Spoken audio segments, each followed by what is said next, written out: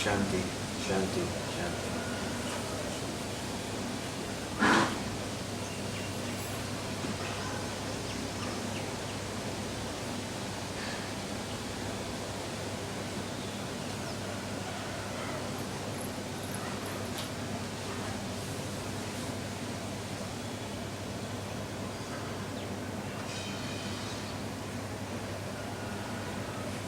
Welcome.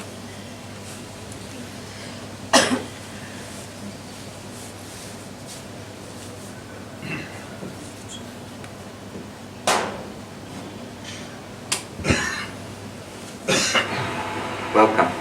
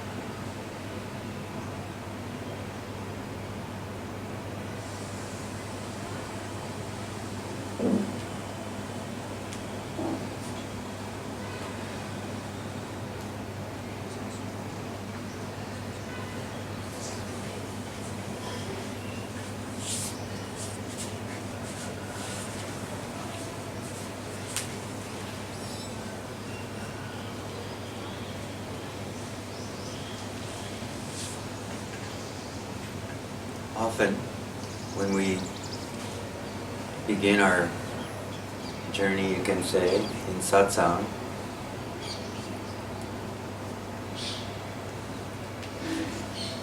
we do so seeking something. And of course, all of us have had these thoughts that we are seeking truth, which is already here. We are seeking enlightenment, we are seeking awakening. We have all these ideas about what it is we are doing.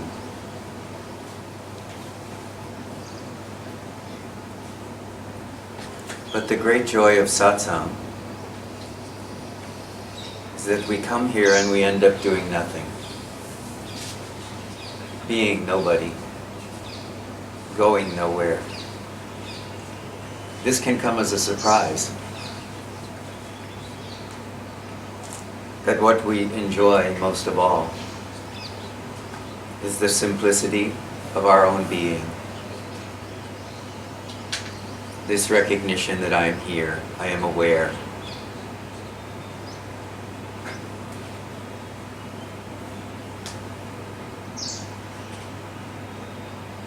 That there is only Sat, being.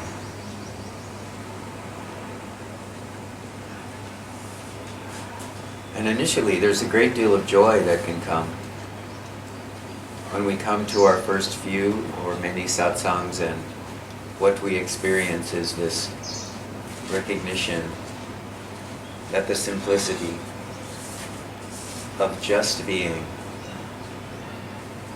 is what we've been craving all along. But in order to remain as this happiness, as this recognition,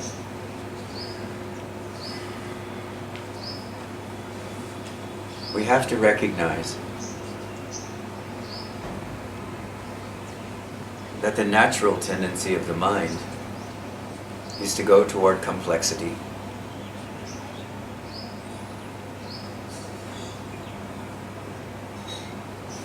We've been trained from a very young age to look into the world around us, even to look into our own thoughts and emotions, and enjoy this complexity Even we think it's driving us crazy. This mind that won't stop. It won't stop talking to us, won't stop conceptualizing, won't stop whatever it's doing. And we come to satsang in the hope that some of this complexity will be alleviated for a while. And of course it is. But for most of us, it's not long before we realize that we've come to satsang, we've sat down, and we've definitely moved away from the complexity of the world and our experiences in the world. But now we are here. And what shows up is the complexity of the mind. The complexity of my mind. Not just the mind. It's very personal, isn't it?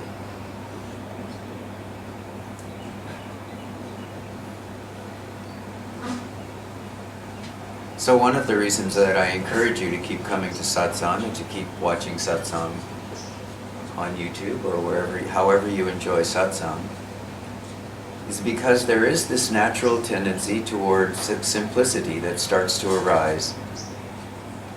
It comes as an enjoyment. Just the sense for a little while that you've come away from the complexity of the world, and that by listening you are focusing in some simple way away from the complexity of your own mind as it's been conditioned by society and by experience. But if you're sitting here today, you can give up the notion or the attitude that now you must do something, you must simplify.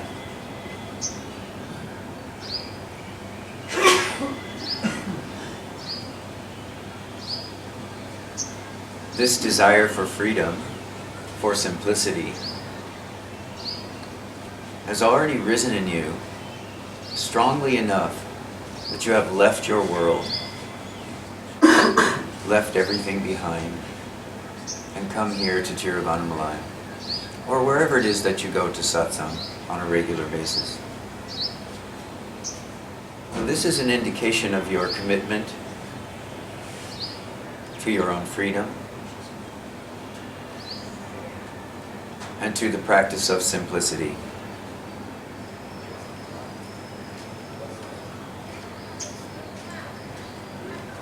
Understand that I'm not criticizing the diversity of the world, the complexity of the world, the complexity of your own mind, the diversity of your emotions, the complexity of your emotions. I'm not telling you should get rid of anything. Everything which is here for you now is here to awaken you to your own nature. Sometimes that happens by the complexity of our own thoughts and emotions wearing us out until we finally stop feeding those the food of attention.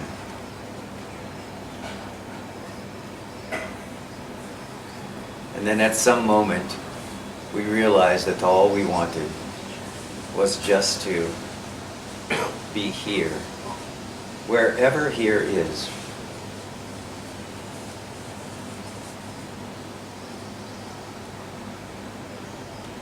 And we realize that we're no longer so interested in what is happening in our experience, in our minds, in our emotions. We are moving without doing anything into the natural simplicity of union with being. Sat, Chit, Ananda.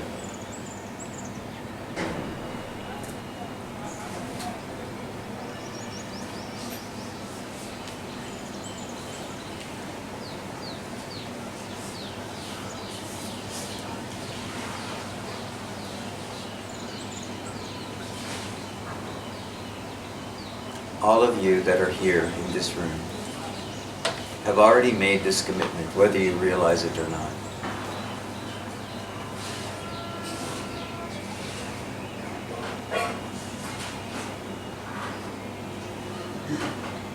one of the things that can come up in mind once we make this commitment toward natural simplicity, toward freedom,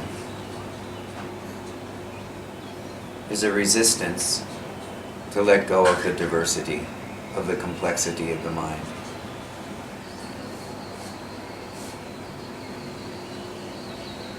Some of us maintain this complexity by maintaining a very, very busy life, focusing all of our attention out into the world. Some of us have very, very complex minds. So our addiction, if you will, or our tendency toward diversity happens in the mind. So we are continuously and forever acquiring knowledge. Reading books, watching videos, learning this, learning that.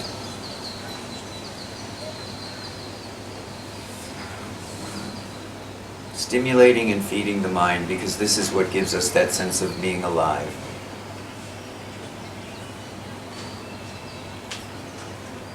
But at some point, for those of you that are here, there was this recognition, whether you recognized it with your mind or not, that your interest in this complexity is slowing a little bit, is diminishing a little bit. So when this disturbance or this uncertainty comes about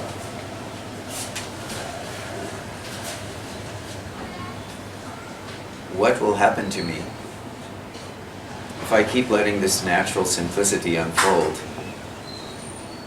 Will I go and sit in a cave somewhere? Will I quit my job, leave my life, leave my relationships? What will happen? I'm hearing this from a lot of you this year. I don't know what is happening, but I don't think I can walk away from this or walk away from that. So I'm not encouraging you, I don't encourage you to walk away from this or that, because this process, which I'm talking about, toward a radical simplicity, happens naturally once you begin to undertake the inquiry, who am I? What is aware here? Am I aware in every situation? You can use the inquiry in every circumstance, whether it's presenting itself in your experience in the world, whether it's presenting yourself as an experience in the mind, as thought, as thinking, whether it's presenting itself as emotion or sensation in the body, tied to emotion.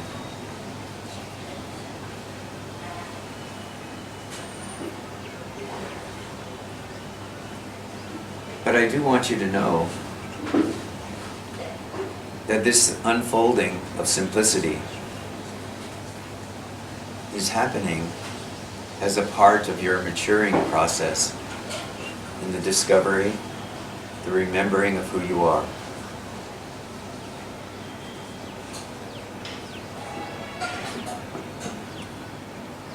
And at some point, you'll be required to choose.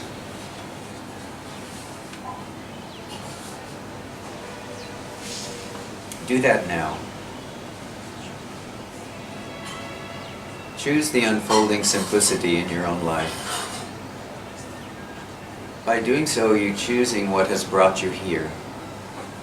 You know, in the beginning, we think, I have brought me here, I am doing satsang, I am going to Tiruvannamalai. But at a certain point, we realize that we are being drawn to satsang, pulled into our own heart of being. This can relax the search also. Just this recognition. I am no longer doing this. This is just the natural way that I am now. I have been drawn far enough into natural simplicity, into my own freedom,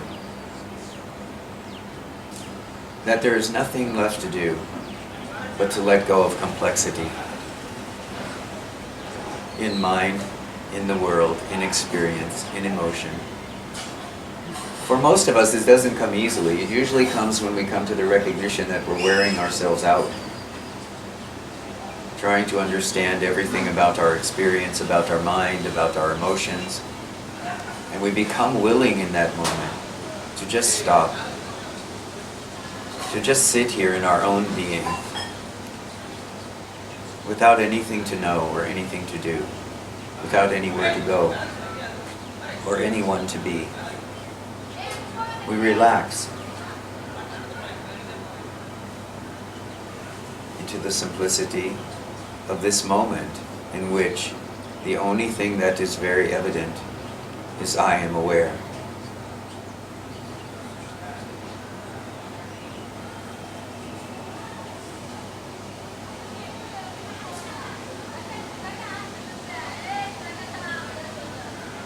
Some of us then think, okay, so I am aware, that's the end of it, I've done it.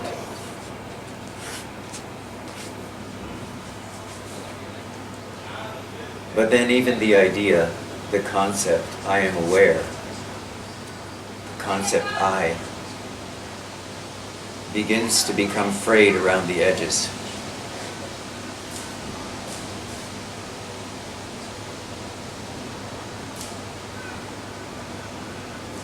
Because then simplicity is becoming radical simplicity. The recognition that not even the thought I is valid anymore.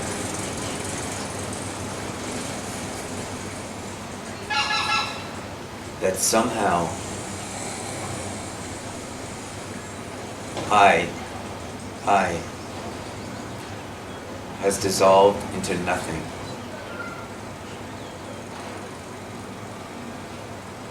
And yet, that nothing somehow is aware of all this. And now it's seen very clearly that there is no such thing as diversity, complexity. Me, mine. There is only that which is aware. And all of this is that. But this doesn't come, this recognition does not come as a concept. This recognition is a knowing. Simple, direct. And the natural outcome of the simplicity which you have embraced at some point along your journey. So this is why I say to you, embrace this simplicity now. In embracing simplicity in some way, you embrace your own freedom, which is already here, which you have been from the beginning, and which will always be.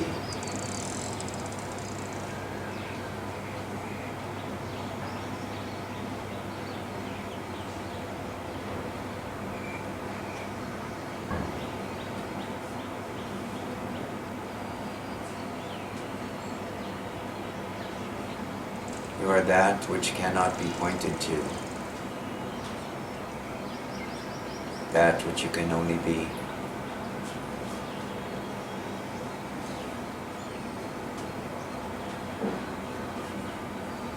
You can only be here and now.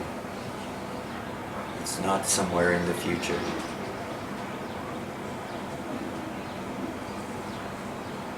You won't find it by sorting through some imaginary past. Put all that down. Stop completely here, now.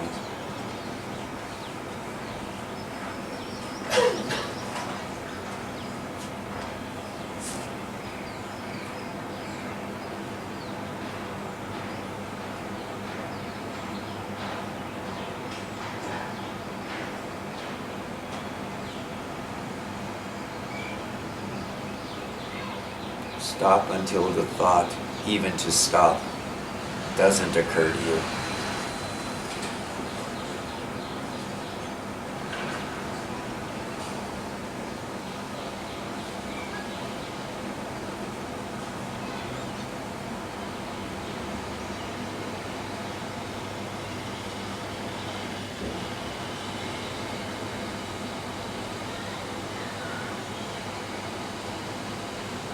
You are here. There is only now.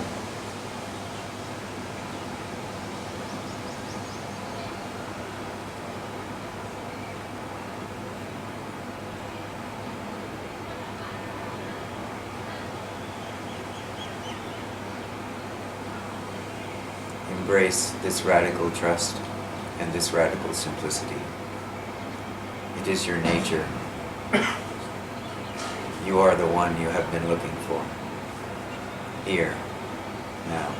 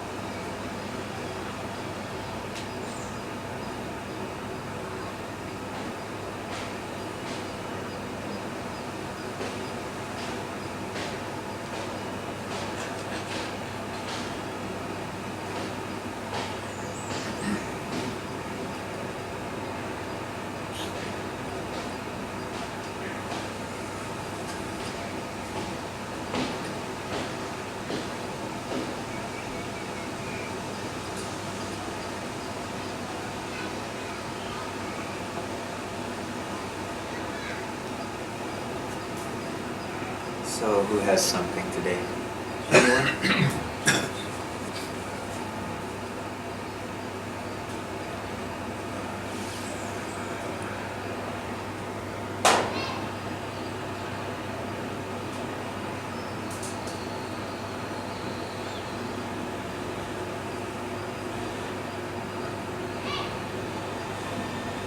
How are you feeling today? Okay. Resting.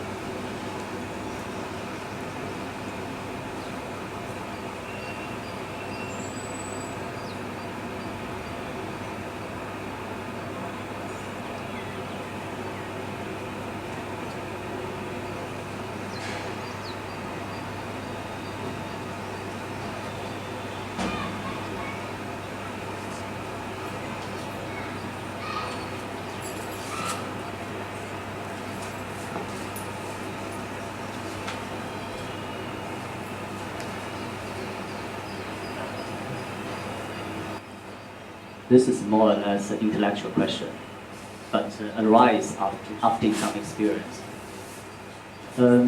All is consciousness, and this body-mind is the manifestation of this consciousness. Now, how come I'm only aware of this body-mind? I'm not aware of other people's body-mind, and I'm not even certain, the existence of other people's body-mind. Why are you so certain that this body-mind exists?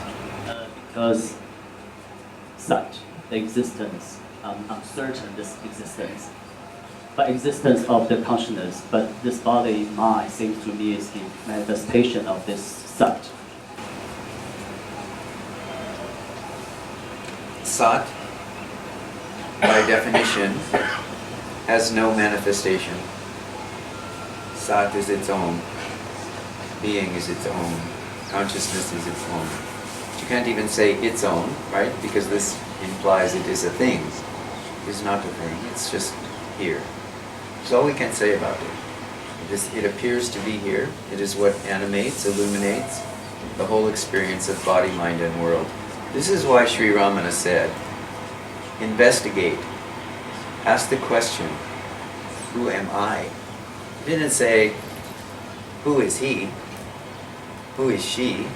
Who are they? He said, who am I? Yes? Because the intellectual question, as you put it, as you bring it out, has as its nature the tendency to move out. And so you can only ask an intellectual question when there is a subject and an object. Correct? Yes. But Bhagavan and experience is very clear that we are not to think that consciousness itself, that which is aware, if you will, we experience in the body as awareness. But consciousness itself, which even does not have the characteristic of awareness, but consciousness itself is not moving out and creating this subject-object relationship. This is happening through identification with body, mind, or world, primarily with the notion I am the body. So this is really where you're looking, is that you're looking at it and saying this is the manifestation of consciousness, isn't it? The question is it? Not the question intellectually. No, in essence, it's no. The essence is no. It appear to be real, but it's not true. Yes, and it's also clear that if you continue this kind of investigation, it will take you from the experience of I am the body into he is the body, she is the body, there is the world, and now I will explore all of this. This is the journey into complexity. Yes? But the journey toward being is the journey toward simplification. Radical trust and radical simplification. This is why it's said that one of the requisites for awakening to one's nature is to understand the difference between the real and the unreal. Right? The real is that which we can experience as that which is aware, without those words, just as awareness itself. Yes? The unreal is everything else. But ultimately, when there is the recognition, there is nothing but consciousness. And I don't mean the concept, there is nothing but consciousness. I mean the actual recognition.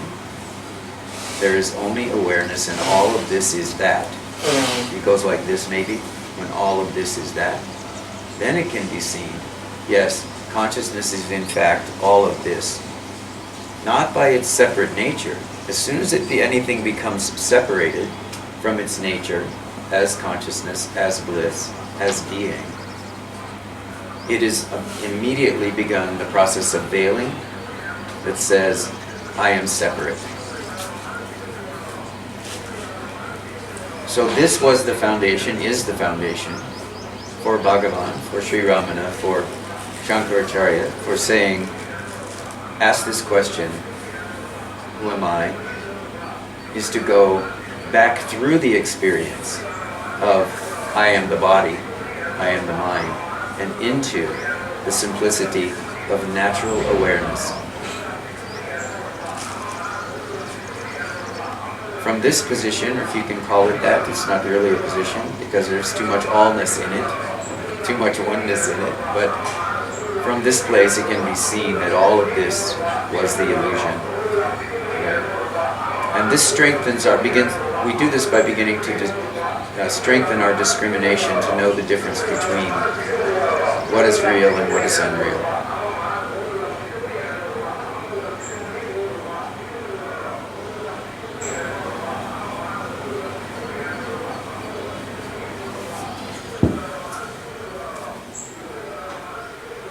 So the experience of this comes directly if I say to you, you're talking about there's this body and then there are those bodies. There's this recognition and then there's the recognition of that, of those others. So I can ask you directly, you can look inside right now. If I say, are there two of you here? No. Is there one which is observing or is aware, which knows it is aware, and another which constitutes the objects in the awareness? Yes. That appears to be true Yeah. for you. So if I say to you, look deeply into that question, is there two? Is there that which is aware and that which it is aware of? No. It only appears so to the mind, right? But that mind is identifying with the thoughts, it's identifying with oneself as a body. So if you go back before that, you are here now, yes, in this moment. And there is no interest in this question, so to speak. There is just this recognition, I am aware, I am here. Then you begin to look back toward the natural unity which is here. And then you may have the experience, the perception directly, all of this is myself.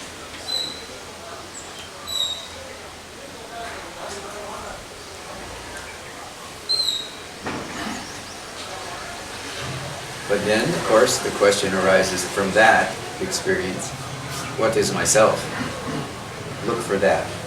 This is always what the inquiry is about. The absolute foundation of what is here now.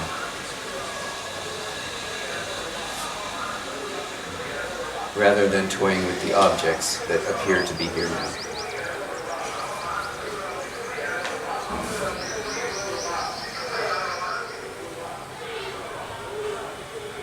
As we inquire, natural simplicity begins to become our way. These questions that rise in the mind, they have this tendency just to begin to dissolve on their own. There's no need to try to get rid of these kinds of questions when they arise. There's no need to resist or struggle or push them away. But you can begin to see that they're not within your purview. They're not very interesting to you. And this doesn't happen because you force it. This happens because you naturally just keep coming back to the recognition, I am that which is aware, or there is only awareness, or just coming into the space of your own awareness and relaxing and resting there. These kinds of questions just begin to dissolve on their own. And this is where you may begin to experience some of the resistance that comes when natural simplicity begins to take over your life and you lose interest in the world. You lose interest in your own thoughts. You lose interest in your own story. And you are just willing and happy to be here. Whatever here is, and whatever is here in this here-ness.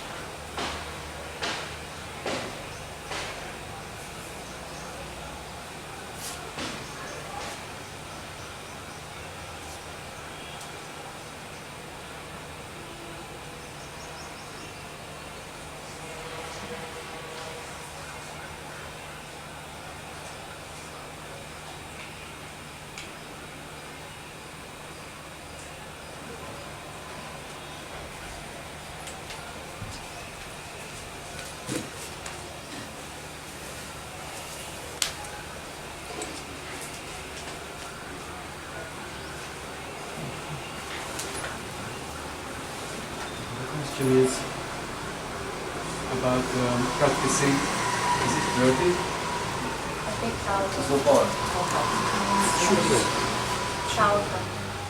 It's on. Yes, now it's on. No, we're still operating off of the battery. It has its own power source. Okay, I just don't hear because I'm close to myself. Yes. It's about practicing. I tried many techniques, and mostly I practice self-inquiry. And End of video. Excuse me, what was the last you said? Mostly he practices self-inquiry. Self-inquiry. yes, and it requires effort, and it requires focus most of the times. And sometimes I find myself in a state when there is some natural quietness. And in that case, it seems to be wrong to somehow come out of it and try to create some kind of focus and Yes. switch back Yes. to self-inquiry, and it gives me some confusion because earlier I practiced just doing nothing, Yes. and when it happens to me nowadays, it feels like I'm doing two kind of things. Yes.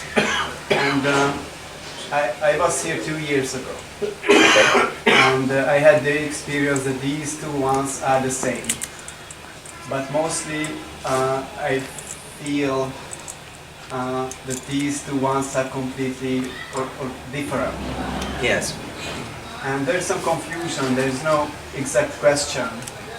But maybe if we talk about it, how these are the same, sometimes it happens that after a while, when there is just silence and doing nothing, this sense of I arises naturally. Yes. And also it happens during self-inquiry that this quietness and doing nothing arises Yes. by itself. Yes. So understand that you're actually not talking about two things which are the same. You are talking about two different stages or two different levels of practice understanding. The self-inquiry is only useful until the natural I is there on its own. After that, it's just as you described. To go back to using the mind or using any form of practice, quote unquote, will just disturb the natural awareness which is here, empty and pristine. Yes? So, understand that one is helping and leading toward the other. But in this case, in what you're describing and what he is describing, the inquiry itself, which uses the mind, uses the words, uses the effort that you're talking about, this is a preliminary to resting as awareness itself, in which there's only this recognition, I. And this is not a recognition in the mind, this is felt as presence. I. There's a knowing that something is here. Even I don't call it I. There is something here. I know I am not asleep, right? I know I'm not engaging the mind. There's a recognition that there's no effort being made. So there's just this resting as that which is aware. This is the most we can say about it, because to go any further than that just complicates it with words. So my suggestion to you is understand, know the way the journey is, so that if you need to use the physical inquiry or the mental inquiry, who am I? Am I aware? What is aware? Right? Who is thinking this thought? I am. Who am I? If you need to use this process, use it. But once you settle into this place that you're talking about, then abandon it. If a thought comes up, I should go back to it, just abandon that thought. Just rest as the awareness that knows that this thought, I should do something, I should inquire in some way, I should use the mind in some way, that this is just nothing you need to touch. So you don't even need to get rid of it. You just recognize it's there, don't touch it, let it fall, and you will still be aware. Yes? You know this from your own experience.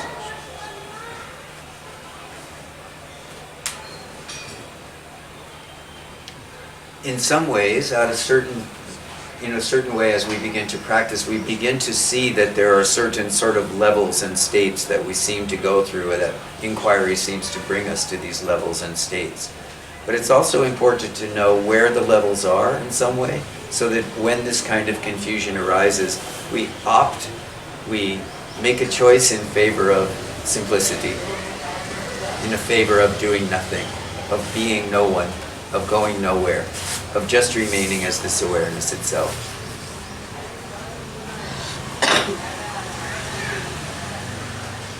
And of course, as soon as you try to say, okay, I'm just going to stay here as awareness, you have already moved back into mind, right? So this me-ness is going to start clinging around it, and you'll notice right away that the experience you were having of relaxed, open awareness here now, this suddenly feels like it's cramped.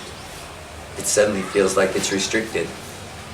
This is because the mind has engaged again. So just let that go and come back to this relaxed attention.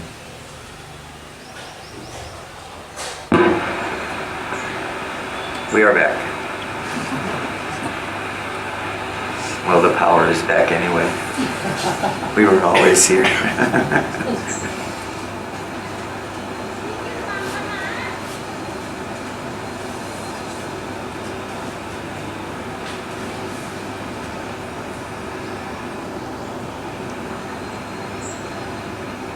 I know you've heard me say this before, but if I ask you, are you here? What do you say? I am. Stay there. No more effort is necessary from that point.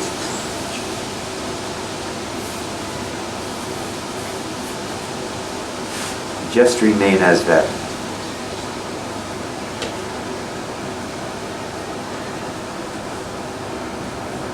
Over time, this kind of simplicity of practice begins to even uproot the need to do the inquiry as a mental practice or as an effortful practice. Then the inquiry is there for us. If something in the environment, in the mind, or in the emotions disturbs the natural recognition, I am aware. If there is a disturbance to that, then we have this tool which we can use to say, who is having this thought? I am. Who am I? Just to bring us back to this natural state of being, of just being here as this I am, which you just pointed out.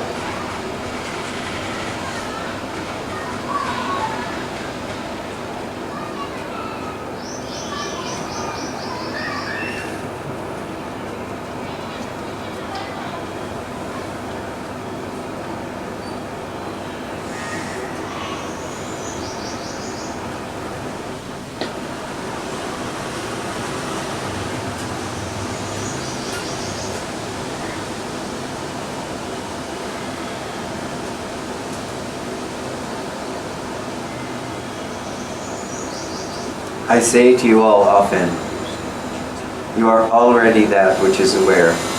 So when you come to this place where you recognize very deeply and very naturally, I am, just stop, wait, stay there. Don't even do anything, because this is where that which has been calling you throughout your whole experience is now so close that you can't even see it. And it's pulling you. So just remain quiet and let the silence of natural being pull you in. No more effort on your part. No more reinforcement of the me story, even around awakening or enlightenment. Just allowing the silence, which is already here, as your natural recognition, to have you completely.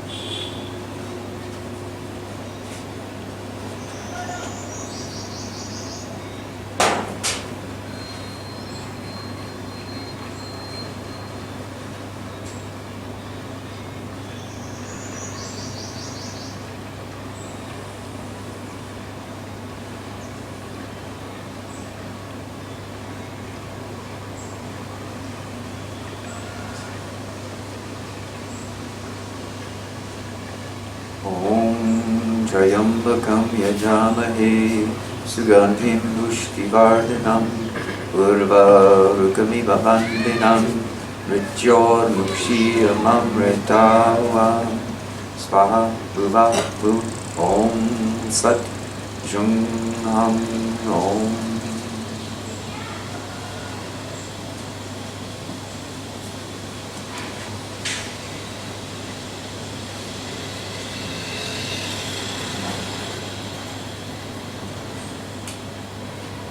Namaste.